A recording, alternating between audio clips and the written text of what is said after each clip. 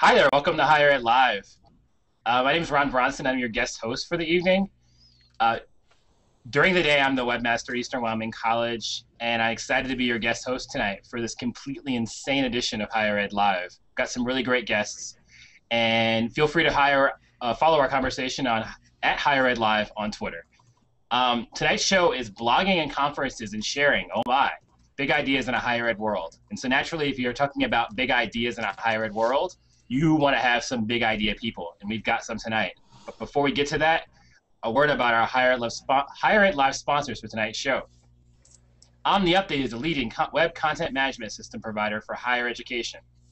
The company's web CMS, OU Campus, is secure and scalable with great tools and features, deployment flexibility, and an awesome user community.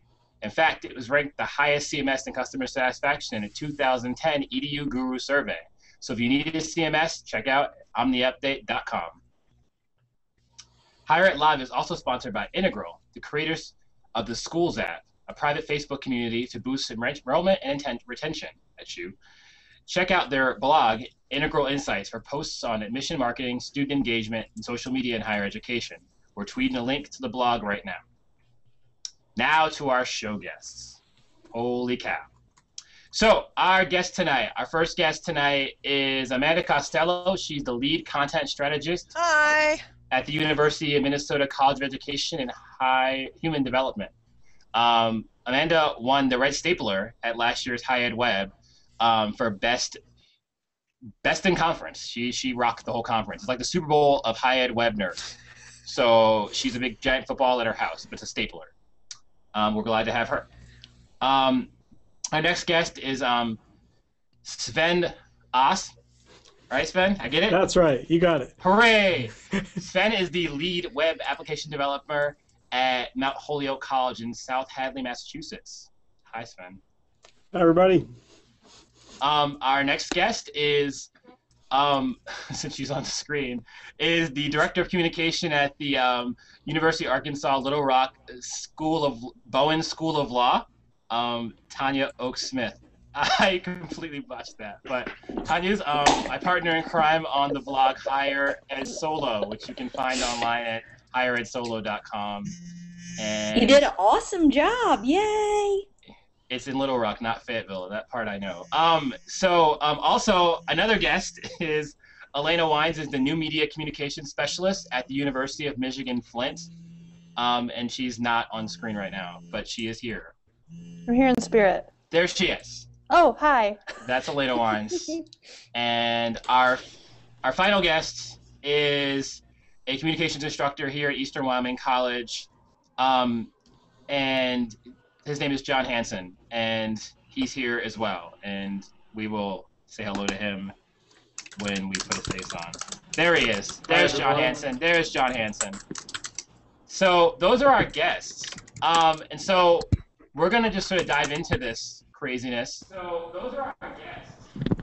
Okay, so they're going to have to mute that. Okay, good. So, just for our people at home, John's actually in a class right now with his classroom, so they're watching the show, and so I've got someone monitoring that whole situation, so hopefully there's not a whole lot of feedback. Anyway, moving on. So, first thing I wanted to ask everybody about, and I guess we'll just sort of go to the first person, is about conference presenting. I know that everyone here is presented at a conference or has been on a panel at a conference, and I think one of the first things that a lot of folks who maybe don't do this want to know is what possesses you to think that that's something that you would enjoy doing? Like what makes you think, gee, I'd like to get in front of 500 or 5 people and talk to them about insert topic here. And so since Tanya's on screen first, we'll ask Tanya what she thinks of this question. Hooray, Tanya. Yay! Well, I think the first time I presented, I needed an outlet to talk about my thesis research, and the higher ed community is, a really good community, especially High Ed Web, to talk about our research and how that research has practical implications, and I wanted to do that. Another thing is when you present to audiences like this, frequently your school will pay for you to go to these really cool conferences and learn. So that's one of the things that piqued my interest in going to present. But, you know, the final thing was I had this really huge block against speaking in public.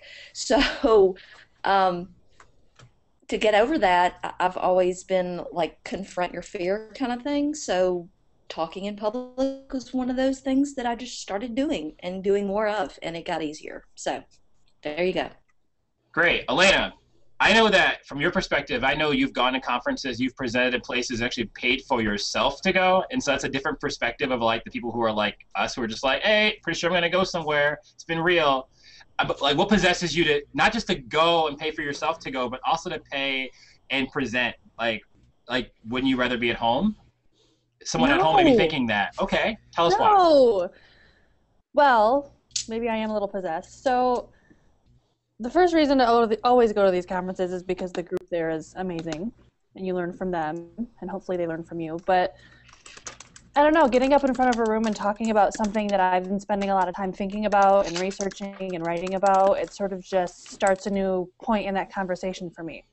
It's a whole new group that I get to talk to about something I care about a whole lot, and hopefully they'll take something away from it and I'll get to learn something from them. So I don't know, every time I talk to a new room, it's a whole new group of people I can connect with later and hopefully introduce to this great group of people that we have here. So Amanda, your turn. Okay. I'm ready.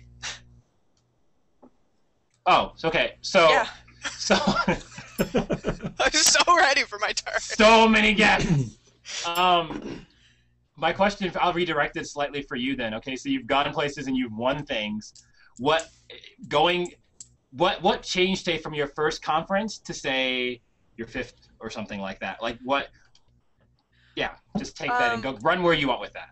Well, one of the things that I got more experience with was getting to hone material more. This last year, I've been doing versions of the same speech and presentation. I don't have your PhD, working with faculty on the web. And I actually, Penn State Web was the first place that I gave that talk. And it changed a lot between Penn State and higher ed web.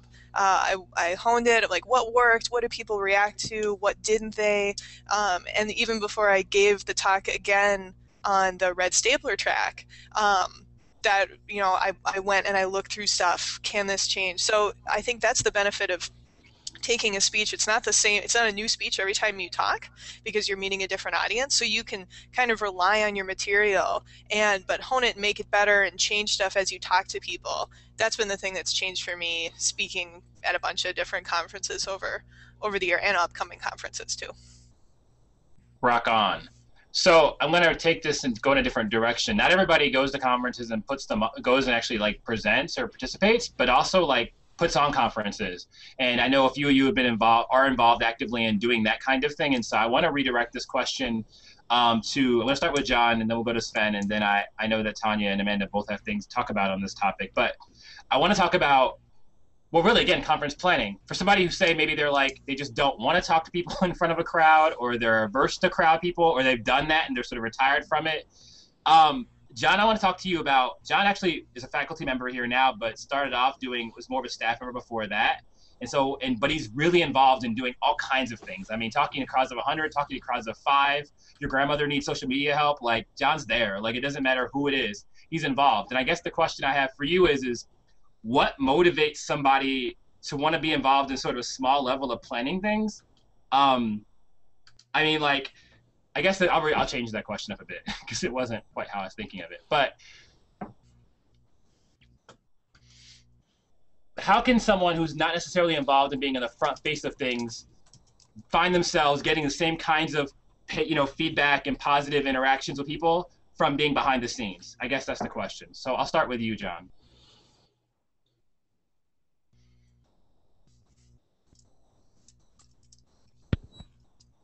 All right, thanks, Ron. I think that there's quite a few different things that we think about when we go to planning for this, and why maybe a faculty member might want to be involved. one of the things that I have is a great passion. And I think anyone in education, the reason why we do this business is because we have something to say, something we want to share with somebody. And in conference planning, I think it's kind of this along the same lines, is that you figured something out and you want to share that message with somebody else. And I really find that people are attracted to people that are passionate, that care about things. And I think when you have that level of empathy, when we think about, I guess, planning on a small scale, I know that you and I have hosted, small classes on, Facebook for business owners and these kinds of things. Why do we want to get involved? And I think the unique business of the community college is that that's what we're here for, is the community. How do we serve them? How do we make a difference? And all of those estimates within conference planning are basically about how do we make a difference in those people's lives. And I think when you think about it, that it also makes us accountable, because the information that we share needs to go beyond the classroom walls and needs to reach people in the community and enrich their lives. And beyond that, I think conferences are fun. You get energized and revitalized, and you really have the opportunity to learn and meet new people. And I think when you're able to kick around theories and ideas, it helps, I guess, develop, collegiality and move you further along in your career. Cool. That's good. So, Sven, I know that we talked about this when I first wrote you, and you said, I don't know, like, I've been involved in some conference planning stuff. How does one just jump into that? Do you contact somebody? Did you just no? Is this a clear question? I think so. Let's see. Well, I mean, I've been going to high ed web conferences for a few years, and I would meet people at those conferences who worked at schools near me. I would meet people who worked all over the place, of course, but I would also look at the attendees and look at the list of attendees and say, why isn't there somebody from right down the road here? There are a whole bunch of schools very close to me who don't all go to the same conferences. They go to different ones. They don't go to any.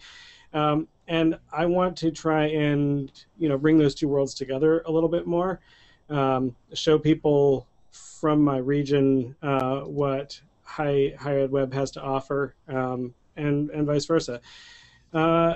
I think a call went out for people who wanted to host regionals or help run regionals a couple of years ago, and I filled out a form and forgot about it until it came back up. I mean, I remember that I wanted to do it. I forgot there was actually a process, and it came back up. And the way it worked out, I was in a position to host an event at my campus, and so among the folks in my region, I sort of slid into the role of conference chair. This is my first time doing it. I've been to a lot of these events, and I know what I like about them, and I'm just trying to instill our regional conference with all of that. Not everybody on the committee is a presenter, is a past presenter, or is even somebody who wants to present at these conferences, but they're all people who want to be a part of them. Excellent. I think that's what I just want to sort of.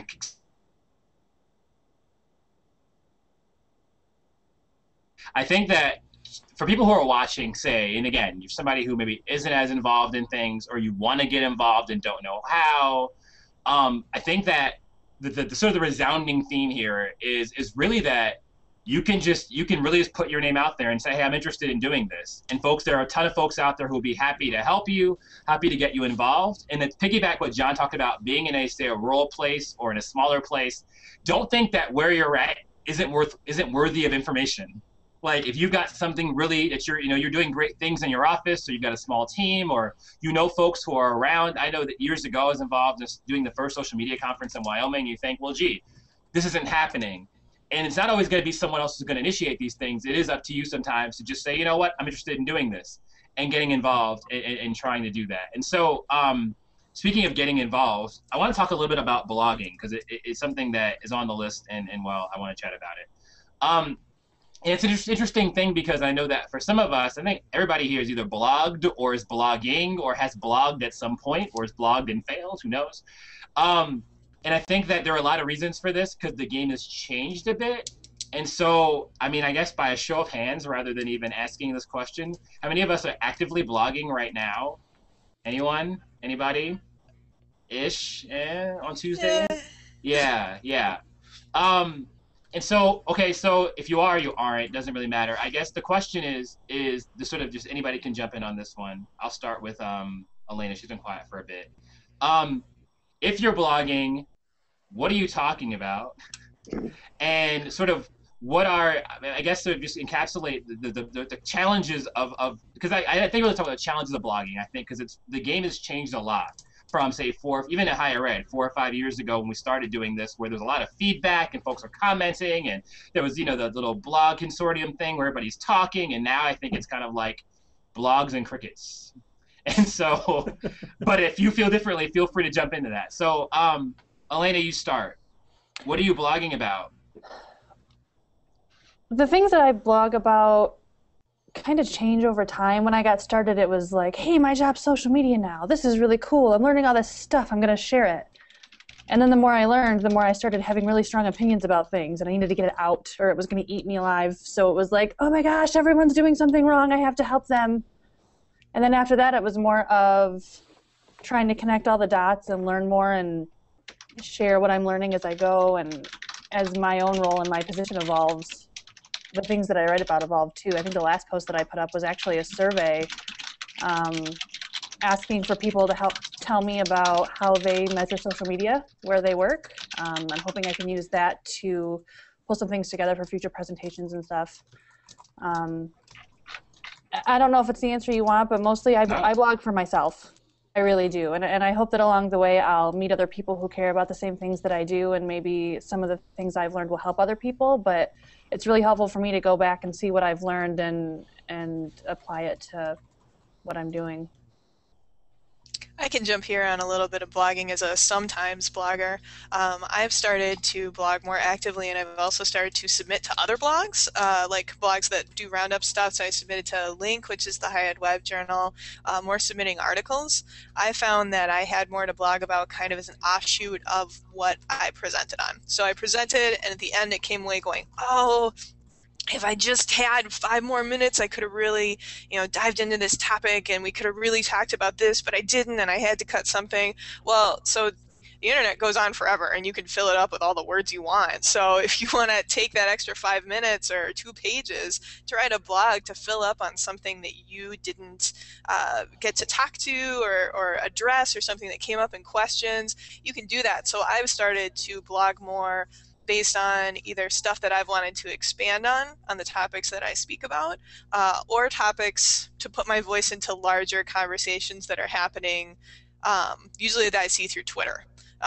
If you don't feel like you can blog, I bet you can do 140 characters, and that's where I can come in. I don't think Twitter for me is not microblogging, but Twitter is an absolutely indispensable resource to connect with anyone in the web world. On a really direct level. Twitter has completely changed my professional career and my personal life. It makes my personal life very fabulous too. So a combination of Twitter and then blogging on topics that come up there, especially all the stuff about women, presenting it and being present at tech conferences. I run a local tech conference, Mini WebCon. I'll pimp it in the hashtag feed. You'll see a link. But I felt like I had something to say in that conversation as an organizer. So I wrote a blog post about it from my perspective, and then you can join in a conversation that's longer than 140 characters. Yes. The camera's on Sven. Uh-oh. I put my drink down. What can I say? The camera knows, Sven. It's found you. It's selected you. I want to, I guess I'll take this question, tweak it a bit then. So if you're not doing this, I guess 2 questions. You can do whatever side of it you want. If you're not blogging, why? Or do you feel like there is do you feel like you have anything to say? Is there a particular issue of relevance? I mean, I know that being in the middle of nowhere for me sometimes, I think, well, gee, what am I going to write about? It doesn't stop me from running out my mouth, but I think for some people that may be an issue as well. Anyway, I'll let you run the rock on this. Was that? Is that? Wait, me? Tanya, go ahead. Tanya has like 6 blogs, and we do our little co-blog. And And see, the bad thing is that when I was flying out here, I was thinking, I need another blog. right. I need another blog. And so, Um, yeah, go ahead. no, I think the one thing that I will say is and you know, Ron, that I do this in fits and spurts. It's I will get like inspired and I'll blog and it's like I have, vomit of the brain is what comes out. And then I will back off. Um, and I can say that I did not blog for a long time, and I think one of the reasons that I didn't blog for a long time is I felt like there was no space for my stuff. So one way to create a space is to start blogging. I mean, we didn't think there was a space for higher ed solo. We didn't. But we found that there's a huge space for that. Maybe the thing that keeps people from blogging too is the fact that there's so much, or you feel like there's so much crap out there. Does that make sense? Absolutely. I think that I'm going to touch on this and I'm going to ask John a question. Oh no, Tanya's gone. That she just dropped the mic. Just like, here's my answer and I'm done. I'm done. Blogs. Right, She's back. right, Oh, stop right. talking about Tanya. Hi. And Tanya has won Higher Ed Live for the record. She dropped the mic. It's over. But I'm going to ask John a question, but I want to touch on that. Is that one of the things that I think if you're out there and you're listening and you're not involved and you think that, well, gee, do I really have a voice? Do people really need to hear what I have to say? I can tell you that from at least from my perspective, that I think this every time I blog, and I've been doing it for years. I've made contacts this way. I tweet. Every time I tweet, I'm like, do I really need to do this? Does anybody really care? It doesn't really matter. The process often is worth the effort. And so if you have a wild hair to try it, feel free to put yourself out there and get involved or find people that you can blog with. I want to redirect this to John a bit, and I want to take it in an educational way since he's doing the faculty thing. What are some ways that you think that, especially for students, because I think that people don't really, we don't really necessarily, they don't really know how, or they're like, well, what am I going to blog about? My outfit or what clothes I wear. What are ways that you think that they might be able to use these in a way to say, since they're gonna graduate eventually and go out and meet people and things like that, how are ways that by blogging will help them sort of, start their careers? That's the best way to put it.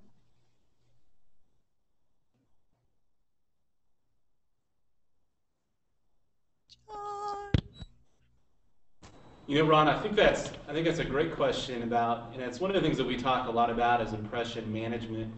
And I think that, in the early, 2000s, and when you really get a hold of social media and people are posting all different kinds on Facebook, and then I think colleges really reacted to that. And they said that, what you post now, what happens in Vegas doesn't stay in Vegas, it lives on Facebook. And we really realized that the online persona we create follows us around for a lifetime.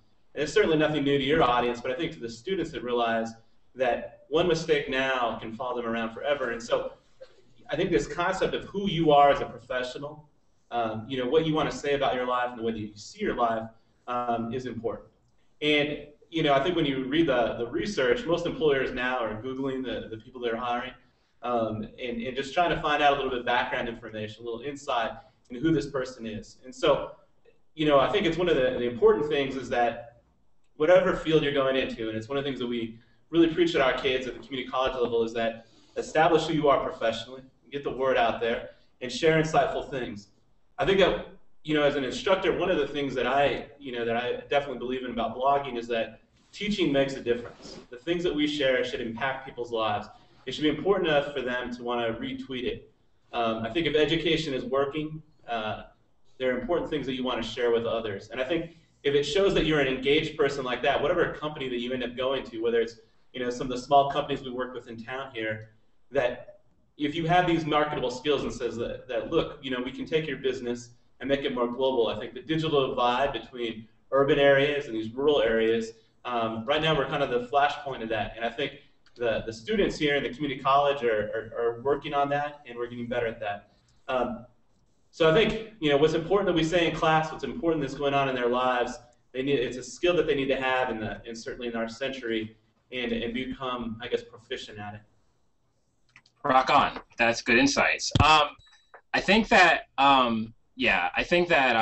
sort of this going on in the sort of the back channel of the back channel is this idea that this is a process, and we all work through this process, and a lot of it's about personality, a lot of it's about making mistakes and learning from them. And so don't feel as though if you're putting yourself out there, that there are a lot of things going on in the back channel here. I can't keep up with all this, but on Twitter too.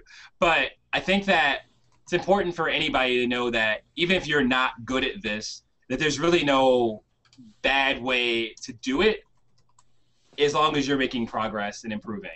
And so I'm gonna ask another question about something really interesting. Actually, I wanted to say something. There are a ton of things going on in the back channel. One of the things Lori Packer said, and I like that she said, is that she said, secret wish, I wish more faculty were actively blogging about their fields and more present on Twitter. I think that those perspectives, it's really about perspective. I mean, I think that we hear a lot of voices that, we know, but there are so many voices out there, folks doing things that we don't get to know. Amanda, you have something to say about this? You want to be... Well, are you talking about back channel, or my Twitter response to Laura? Say whatever you want. It's a free country. I believe in you. Hi, guys. What's up? It's Thursday.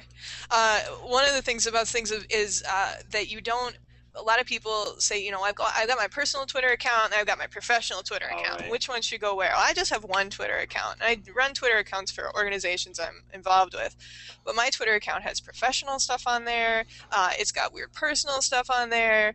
It's all about appropriateness. The idea that, anyone can see this, so be mindful of that. But at the same time, anyone can see it and kind of get to know you. And those are the Twitter accounts that I like following as well. People that dish out professional information, but also are just like, oh, the gym's really crowded. I'm like, oh man, the gym's really crowded. Jeffrey Zeldman tweets about going to the gym all the time. And I appreciate that because it makes me want to go to the gym more. Thanks, Zeldman. But that mix of and this is one of Tanya's big things too, is you have to be a human. You have to be a person. People don't want to talk to robots. There's a whole lot of robots out there that we frankly talk to all the time. And, you have to figure out that there's a person behind this, and that's a person worth talking to, worth communicating with, that a lot of people say, I'd rather talk with someone face to face. Well, here we are having a Google Hangout, and I'm connecting with you guys as people. And that's awesome and fantastic, and something if we had to wait to hang out in person, haters, take that. We plan more conferences and just make it happen more if there were no internets. So someone asked a question and I want to answer it because it's a question. Hooray, questions. And it's like, and anybody can touch on this if they want to jump in. And it's, how do you get your blog heard if there are so many social outlets and blog spots? How do you get to the top? Well, I think getting to the top and how you stand out are two totally different things. I don't know that. It's like, I don't ever want to quote Seth Godin ever in the world, but he does, a long time ago, he mentioned something about, you being the best in the universe is just your universe. Like, you need to identify that as, if you're the best in the world at what you do, you define what that is. And so you don't have to focus so much on trying to be like champion of the world, because, I mean, it's like, what is that really? And so I guess I'll let you guys tackle this whole how to be heard situation. Or if not, I can just start talking. I'm kidding. Anybody. Actually, Tanya, this is good because I think that, okay, we started a new blog, Hire at Solo. You can hireatsolo.com. And one of the things I know we discussed in the beginning is, A, our blog's dead. And 2, is anyone going to read this? And we found a niche because we put the idea out there. And so I guess we could talk a little bit about, how you can just talk about that, how we did that, so the process of like coming up with ideas or not, as it were. Well, I think it's important to talk about in this discussion, when you make friends, it is akin to making friends. When you make friends, do you want to make a bazillion this level friends? Do you want to make friends who know this much about you? Or do you want to make friends who know this much about you? Do you want to make a few really, really solid, good friends that you can come to at any point and tell them anything? or do you want people who are just surface? And I think that analogy holds true with blogging. It holds true with Facebook. And it is personal accounts, and it is your professional accounts, anything that you manage. I hate it when people say, I have 10,000 followers, or I'm 10 from 10,000 followers. Please, can you help me get that to that number? What does that 10,000 followers mean? Does it mean that 10,000 people consistently read what you put out there? Does it mean that you give those 10,000 people what they're paying for? It's much more important to me to have 10 people who are invested in the message that you're giving, to have 10 solid people who read Higher Ed Solo every time we put content out there, and that we make a difference in their lives.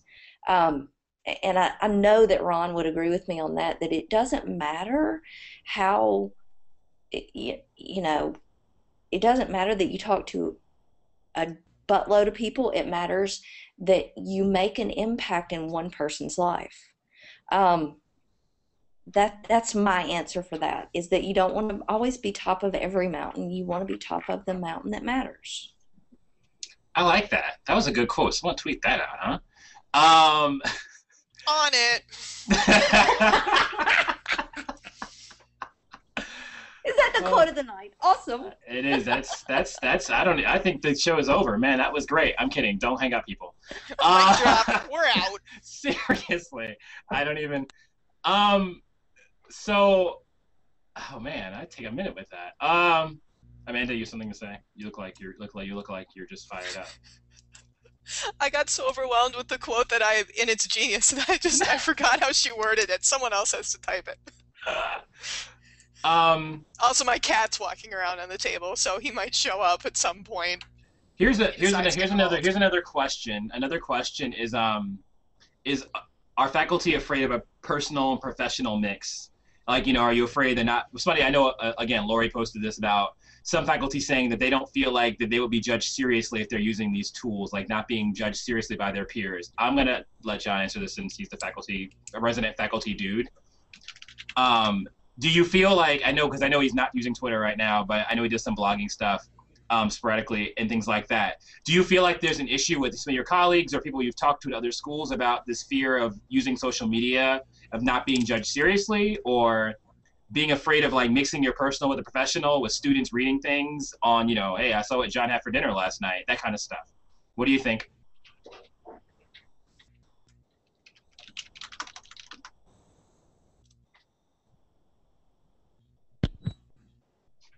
I think that is a good question, and I think it's one of the things that we kind of went through as an evolutionary process when, people first started getting on and then they were friending their students or things like that. And certainly I think in I guess more elementary K through 12 stuff, there was a lot more issues with that. I think nowadays, trying to create that personal relationship, we know that one of the drivers of retention is the relationships we build.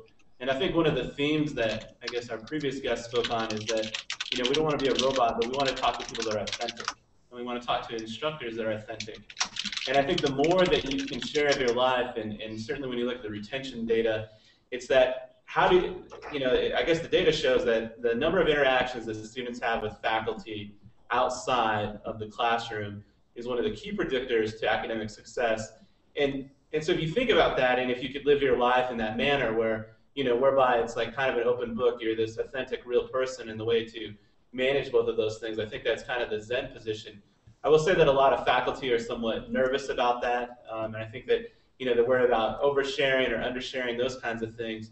But I think that, I know that's one of the things that, in working with you, that I really look at the power of that is how do we create these relationships? And I've always said that, like in a community college, kind of my goal is to create a private relationship, meaning like they have at private schools, but at a public price. And I think that if you can kind of merge both of those two things, as for the way your colleagues would respond to you, I think, I guess that depends on if you're publishing a bunch of different journal articles, but I think it would just show that you're more authentic to the world. And, I try to do a lot of different things with my students in those things, and that, I don't know, the feedback that I get is great from them. and haven't really heard anything negative from colleagues. Awesome. Tanya wants to say something. I have a question as a faculty member, and it's to the faculty member who's sitting here. What is your opinion on publishing online as opposed to publishing in journals? Because I run this with the faculty members that I work with all the time. So do you have I know there's a bias. I know that there's a bias. I just want to know what is your bias. Do you have a bias?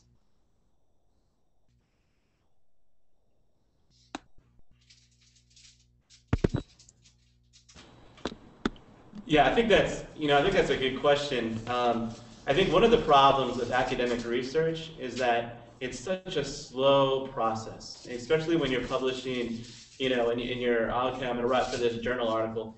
If you have an idea today, something that should be studied, the time that it takes to do the background research and get it done, I think is a long process. And so I don't think that we're responsive enough to kind of like describing the phenomena. And so, yeah, I do think there's some academic merit out there that process is kind of a time-honored process. But I think in today's environment, when you look at what stories students are interested in and what stories drive the media, I think that as academics, we have like this new responsibility of not to just leave, I guess, research in kind of like dead pages or dead tree form, but to make it livable, breathable. And I think that, of course, you run into the thing of whether it's peer-reviewed and is it top-notch and those elements. But I think that it's something that we need to expand on. I think it's something we need to get better and quicker at. And I think it's something that, that we respond to society. When there's something going on, something that needs to be evaluated. One of the interesting things was when you look at, the communication online, it kind of took 5 or 6 years or 8 years before academics really started to respond to the way online relationships, and we're still kind of in that infancy. So I certainly support the online 100%. I agree with you. I think there is some institutional biases that, these traditional journals are probably coveted more. But I think it's something that we definitely need to get in gear academically. Two things from the back channel. It says, Carrie Hicks says that her main bias is that online publishing isn't usually juried. And then Lori Packer says that, and apparently is a Lori Packer fan tonight. I'm always a Lori Packer fan. But she says that she thinks that faculty care about what they get rewarded for, and they're rewarded for having, research in journals, not research and having a really robust blog. And I guess that I could totally see where that would make sense as well. So what I want to talk about is something we probably already kind of touched on, but I do want to talk about it because, one of the things I hope to achieve today from this conversation, other than making this an excuse to talk to all you wonderful folks live, was to encourage people who are out there. This is one of probably the biggest things we do at Hire Solo, but what I really want people to do is I want folks to get involved. If you're sitting there and you're watching this, I want you to get involved. Tweeting more. If you're not tweeting, tweet more. If you're not blogging, you should be doing it. You should be getting involved in conferences. Your voices are valuable. Your perspectives are worthwhile. And you need to be out there. So to that end, what I want to talk about are some of the benefits of really this involvement, the kinds of things that I know you all have been doing. Each one of you has been involved in your community in different ways.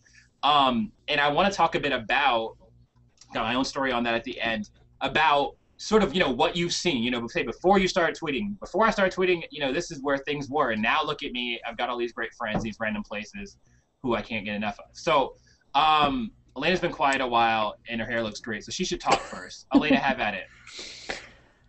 I feel very strongly about this because when I went to my very first web conference, it was EduWeb in Chicago a couple years ago, and I wasn't even on Twitter. I didn't get it.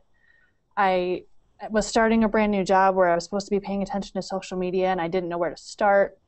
And I happened to run into Aaron Rester, who some of you might know. He's on Twitter, Aaron Rester.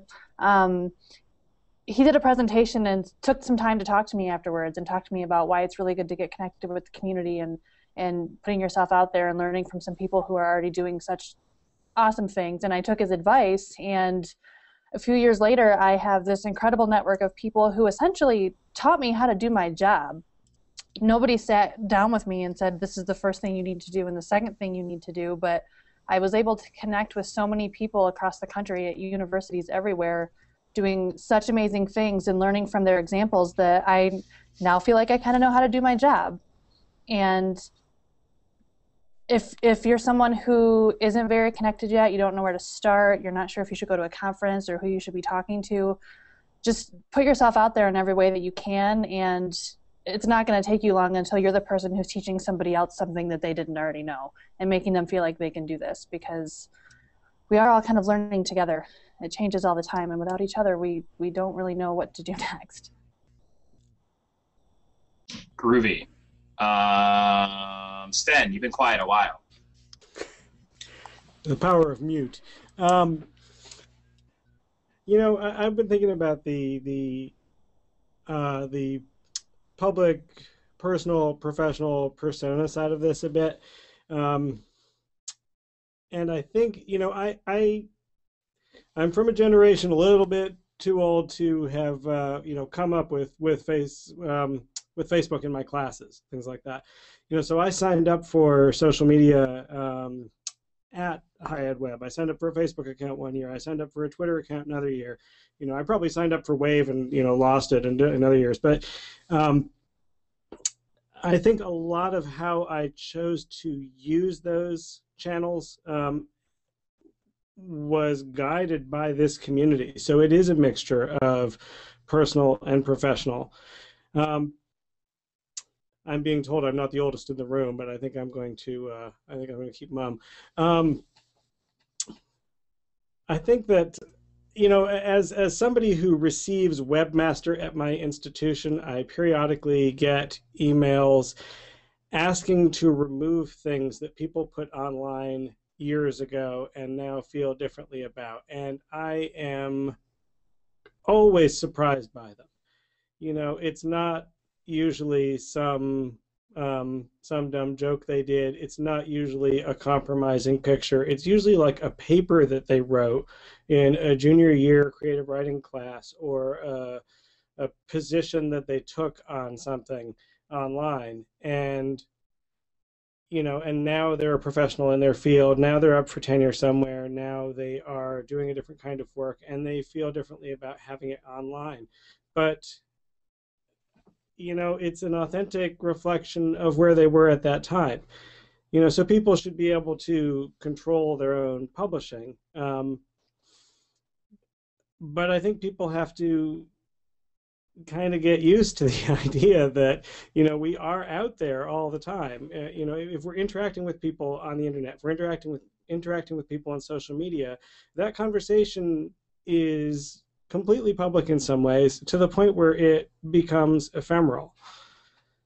You know, somebody said, and I think it was on the back channel here, and I'm sorry, I've lost track of who it was, that it doesn't matter the thousands of people who see you saying something and aren't interested in it. It matters that you're reaching the 3 people who are passionately interested in it. I think that might have been you, Tanya. And you know, to everybody else's noise. I follow too many people on Twitter to see everything everybody says all the time. I dip my toe in when I'm ready to interact on Twitter, and then I have to take time out from it. I'm sorry, I'm rambling onto another topic here, so I'm going to shut up. It's all right. It's all right. It was insightful stuff. So, anybody else? Like, benefits. What? I mean, I guess I'll just 15 seconds, 30 seconds of just, I know that personally for me, the reason I started blogging was simply because I felt like, gee, I think I know a few things, right? And so I thought I should just put them out there and see if I knew something, or if I was really full of it, to be honest with you. So this is like 4 or 5 or 6 years ago. I'd done other kinds of blogging, but not higher ed blogging. And so it was a new concept to me. And at the time, I didn't know anyone else doing it. I had no other friends who were doing so. It was just something I was working at a different school in Wyoming at the time. And it sort of went from there. And then, I mean, for years, Twitter and things like that, I mean, it was all very reluctant and progressive. But what I can say about the benefits for me, it's changed my entire life. It's changed my entire career. And I'd be a lot worse without it. And so, I mean, I can't be any more succinct than that. Amanda is on screen, so she's going to say something insightful and wonderful. I think, well, most of my experiences, I mean, I tweet a lot, but most of mine is with, you know, presentations and conferences, and it's a mix of both having having something that you want to share, having something that you feel works for you, but that's something that you want to have, you have to want other people to benefit from it too. It's the same stuff in working in the web. Think of your user. That's one of the big things about doing a presentation. It can't just be, oh, look at me, look at this. There has to be something. There has to be a takeaway. And it could be a takeaway that people can put into practice the next day when they go back to their office, or something that takes a while to build up to. But it helps you become better at thinking about what you want to talk about when you have to think about it from someone else's perspective. Is this only interesting to me? Is this something that other people can benefit from, even if it's one person? Looking at that benefit, thinking of the user, or thinking of, in terms of a conference attendee, who's here, who's listening to me, what situations are they in, what do they want to learn about, and making sure that you give them something. But at the same time, you're going to learn just as you learn from your users. You're going to learn from conference attendees. People will ask you questions. People will call you out on stuff that they don't think is true for them or would work where they are. I've had people get mad at my presentations with some of the ways that we do stuff at work. They're like, that's impossible. That wouldn't work. That can't. I was like, okay, wow, anger. That's neat. Hey, mad guy. It doesn't happen often, but it does happen. And because you're getting your ideas out there. But it's both be authentic and think of your user. Not, don't stop tweeting those sandwich pictures, because I love sandwich pictures. But, maybe not just sandwich pictures, or you tap into some sandwich picture market that you didn't even know was there, and then you're the sandwich picture hero. I mean, I'm not going to crap on your dreams. Sandwich picture hero. That's the game. You heard it here first. You heard it here first. When that game comes out for your Facebook, don't say you didn't hear it here first. I think, can I interject something, Ron? Please do. Please do. I think it's, are you being so sarcastic with me right now, which is not nice? Never. I am at a conference right now. Shut up. At a conference that's not dense with Twitter users, and it's really foreign to me. It's kind of crazy weird, because I'm sitting in sessions and going, I should tweet that. But you look at the hashtag that they've publicized, and nobody's tweeted on the hashtag in like the last 4 hours, so you're going, is it okay? Is it not okay? It's weird to me.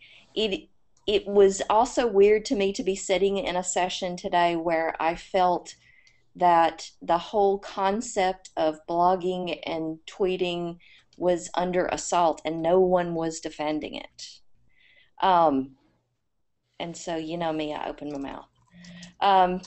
But hey, anyway, it's just, I guess, a reminder that not everybody is like us, and not everybody is gonna respond the same way as we do to being out there and being constantly on, as a contrast to, I think, what Sven says earlier.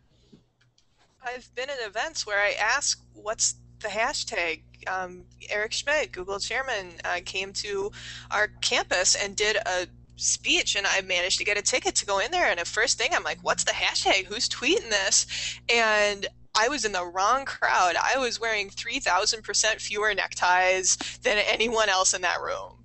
And no one had their phones out. No one had their laptops going, or they were taking notes. But I'm like, it's me and one other woman in the room are tweeting this. So you had, Eric Schmidt's talk through my filter, and derp, whoops. But no one else was part of that conversation. We just made up a hashtag because we're like, someone cares that's not in this room. There's only so many people in this room, but there's way more people out there. So we kind of had to be the Twitter people of that, and everybody else was very, business talk or whatever. I don't know. Okay, so I have another question.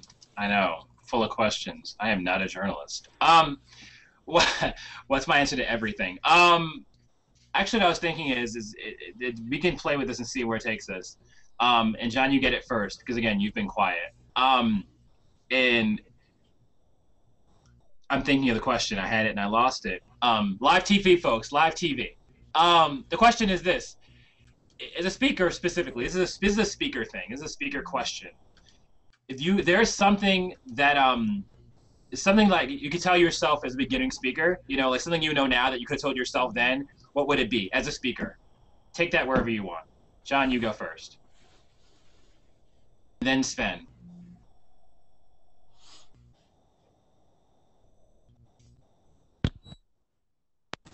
All right. Thanks for the question, Ron. I think that one of the things I try to impress upon my students is that failure is part of being successful in speaking. It's really why it's an art form and not a science, is because I can give you a recipe of how to put together the greatest speech ever. We can look at, does it have the proper form of repetition? Does it have good organizational structure? And you can do all these things and you can still fail at it. And what I tell my students is that, relapse is part of recovery. Failure is part of success. And that we can't always hit a home run. Sometimes I give great speeches, sometimes mediocre, sometimes I learn from that. But being successful is, how do you learn, what can you improve upon? And I think that if you focus on the audience, what do they want to know? And I think that in Higher Ed Live, I think that, you're basically looking at, techno peasants sometimes when you go to different conferences. But how do we engage them in the conversation? How do we make things understandable in their terms? And so I think if you set the message up and realize that they are the most important reason why you're speaking, because you want to actively change some sort of behavior. And I think that's really what drives our social media. Then you can do that. And along with that, I think that something else that guides us now is that time is really more valuable than money. The time of the audience. When I think about putting together lectures for our students, certainly they paid money to be there, but it's their time that's important. Am I wasting it? Am I using it correctly? Am I giving them some sort of salient advice that can help them in life? And I think when you look at those connections, when you look at speaking, that is kind of the end goal, is that you're going to fail, but it's the person that gets back up after failure that is successful. Nice work. That's a good, succinct answer. Sven has something on this one. Sven, have at it. It's all you. I went to my first Higher Ed web conference in 2007, and I was really impressed by the talks that I saw. I was really inspired by the people that I saw, and I said, I want to be a part of this. I want to do this. And I didn't really know how I was going to feel when I got up there in front of a room, the next year when I had a talk accepted. But it turns out that that audience, and in my experience, most audiences really want to like you. And, I don't want to eat before I go up there and speak. I didn't want to eat before I came on this thing, and that's probably never going to change. But once I'm actually up there doing it, I'm way too comfortable talking to people. Anybody that's spent time with me in person knows that.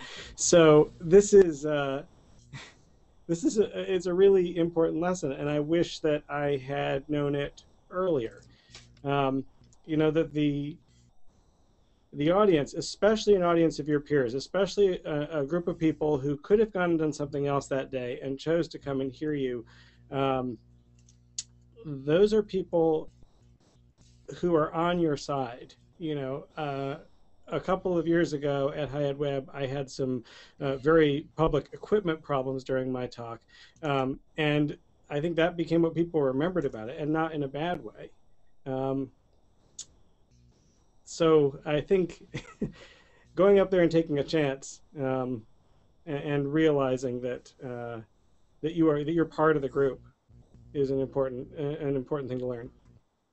I like that. I like that because I think that there's this penchant to think that, when you're a kid, people are like rooting against you or not always rooting on your side.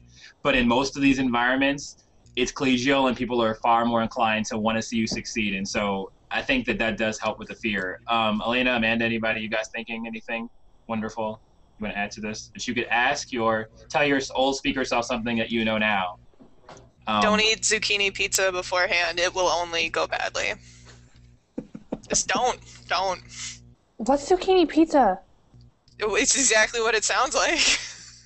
Oh boy. Yeah, no. I made that mistake for everybody. It's done. Apparently they don't have zucchini pizza in Michigan. Okay. Maybe somewhere. Okay. All Don't right. seek it out. Don't see. No, it's a life lesson you don't want to learn. That's good. So I guess it's probably my last question. I'm guessing in theory. The control room's not telling me anything. I don't know. It's fine. It's good. I could hang out with you all day. So my last question is, I know a lot of you work in conferences and doing other kinds of things, and so what I guess I want to do is just give you an opportunity to sort of, send folks to those, tweet folks to those places or things like that. Yeah, let's just do that. Let's start there, and then I'll do a follow-on question or whatever, because I want to get John involved in this one too. But so you guys have conferences coming up. I know that at least 3 of you do. Maybe all of you do. So please tell us what you have coming up and where you're going to be presenting. I don't know. Just tell the folks where they can come see you on your next concert. Amanda's on screen. You go first. Okay, I tweeted the link to Mini WebCon. That's Mini like Minnesota, MINNE WebCon. We're coming up April 15th and 16th, Tax Day. Tanya is going to be one of our workshop presenters talking about making social media more human. This conference is not specific to higher ed. It's held on the University of Minnesota campus, but we really believe in grassroots knowledge sharing across across cultures, across kinds of industries. So we have people from agencies, we have people from small businesses, from big businesses, from different schools, all different kinds of people coming together, sharing ideas. It's a really great time. I'm also going to be speaking at J-Boy Intranet and Higher Ed Conference in Philly, and I'll be at Confab in Minneapolis in June. So basically, in case you were wondering, Amanda's kind of a big deal. You might know her, and if you didn't before, now you do. Follow her on Twitter. I'm just this guy. Go ahead, brush it. It's cool. It's all right. We got you. It's all right. It's good. Elena, tell us stories. I am co-chairing the committee for High Ed Web Michigan. It is the first time High Ed Web is doing a regional in Michigan. It will be held in downtown Flint and hosted by the University of Michigan Flint. Please come. Please present. It's going to be a great time. Our keynote will be Christina Halverson, who writes some awesome things and does some awesome things with content strategy and lots of other good stuff. The call for proposals is open until February 13th, and we want to hear from you. I will tweet out links to that, and you can see me there most likely, although I guess my proposal has not technically been accepted yet. And you will see me at the Penn State Web Conference in June with the one and only Ron Bronson. Best day ever. Sten, then Tanya. All right. Well, my days and nights and weekends and dreams and the inside of my eyelids are all about High Ed Web New England right now, because High Ed Web New England is coming up 5 weeks from Monday here at my institution, Mount Holyoke College. I am the conference chair with a really great committee of people doing a lot of work to get this regional conference together in a real hurry. So I've got my, my Ask Me About High Ed Web New England button here. I got my lobster behind me. ne.highedweb.org. That's N as in new, E as in England. Registrations are still available. I don't have a scheduled speaking engagement at this point. I'm going to be sending proposals to High Ed Web in Buffalo 2013 and probably at least one of the other regionals. We'll see how travel works out this year. And Tanya. Sorry, had to unmute. Well, I guess I feel like I'm invested in every one of the regionals because I'm working as kind of a coordinator, helper, nice person most of the time Tanya with the is regionals. Anyway, so and I'll pimp out High Ed Web Arkansas. It is going to be held in July, and the opportunity is open now to submit proposals for that event. We also have regionals planned in Florida. That's planned for April, and then one in June in California. So the regionals are banging along pretty well. As far as speaking, I will be speaking at New England, which I'm really excited about. And I'll also be talking at Amanda's Place and Wild Rice Soup, which makes me happy. Yes, and as Ron says, I'm Yes. hanging with Yankees. Um, and then I will be talking at the Penn State Web Conference. So I'll be seeing you guys a lot coming up real soon. Okay, so here's my last question. John, you get the final word. Well, not really, because I have to like talk to our sponsors and talk to the world. But I know you've done some work with people who have like looking for jobs and employment and things like that, and with students. And I think there's some sort of like the dovetail there. And so I guess the question I have for you to sort of like send us on home in a sense is if you could. I don't know if you had a student person in there with you in the office and they're trying to figure out how to put themselves out there in a big way or something like that.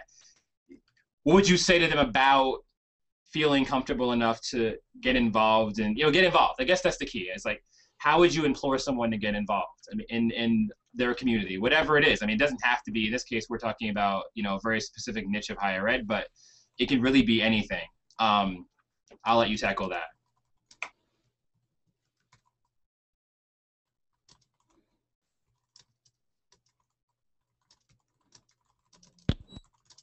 I think that one of the best things to do to get involved is really figure out what your passion is.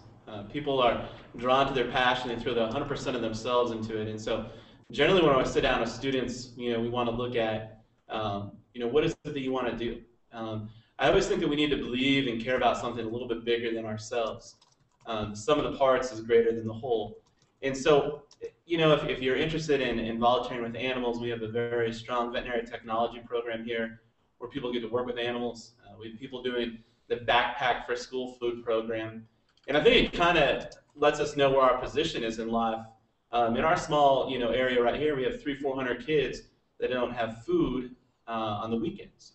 And so, as a community, the college students here stuff food in the backpacks. The kids are able to take it home and eat it. And I think that, that kind of brings it down is that, you think about Maslow's hierarchy of needs, or you think about anything in life, that if people don't have basic subsistence, and you can do that as a college student, what a great way to do that. And, I think one of the great things about the web, I think blogging, these kinds of things, is that it's about sharing a message with somebody else. And I think when you understand that connection, you pass down history, you pass down the difference that you make in people's lives, and implore the students to do that, it makes them well-rounded. And I know that any company that's looking to hire someone, they want them to care about the customer. They want them to have customer service. They want them to be a part of the community. And I think when we really talk to students and we really say, you're here for a couple of years, you're here for 4 years, but what did you do with your time? Did you just spend your time in the classroom, or did you, actively make a difference? And so I think all of those things are ways to, I guess, embolden their life and take a step towards the future. And again, I do teach public speaking online, so if you're interested in that, we'll have another class coming up in the summer, and I'd love to have anyone in my class. You can access that at ewc.wy.edu. Wow, and that took us out for sure. And so I want to thank all of our guests. 5 guests is completely epic and awesome. You guys are amazing and wonderful, and I'm happy to do this whenever you want to hang out because you guys are fun to talk to. Next week, we're taking a night off from Higher Ed Live for Valentine's Day, but get ready for an action-packed episode on the 21st of February where Jason Slater from Union College will lead a roundtable discussion about student bloggers. That's it for Higher Ed Live. My name is Ron Bronson. Thanks for tuning in.